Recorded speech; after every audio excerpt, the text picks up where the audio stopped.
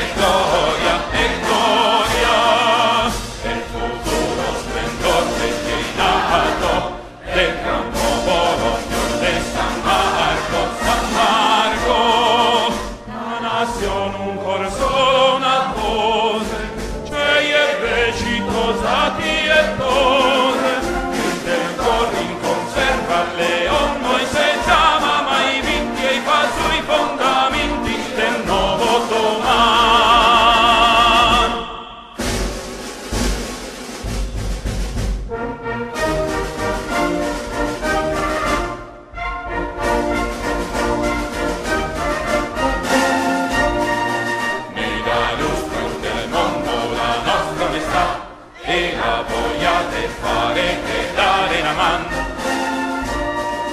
ben fiorire la terra dai monti al mar, difendemo la pace e la libertà,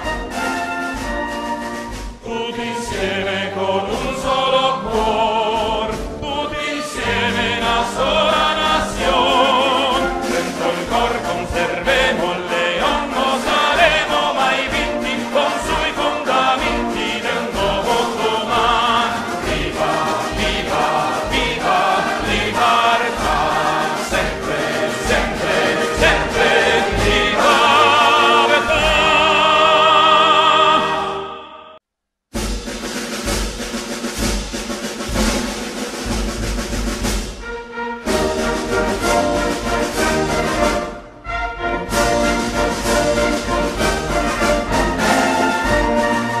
Una bandiera, una lingua, una storia, Veneta civica, forza e gloria, e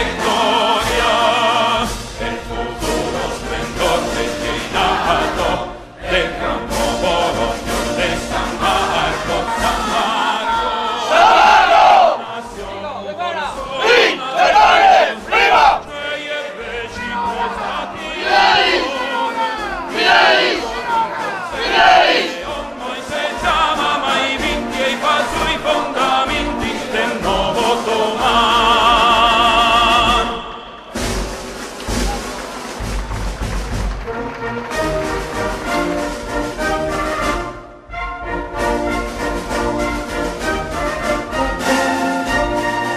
Mi dà lustro del mondo la nostra onestà e la vogliate fare che dare una mano, ben fiorire la terra dai monti al mar, difendemo la pace e la libertà, tutti insieme con un solo cuore, tutti insieme una sola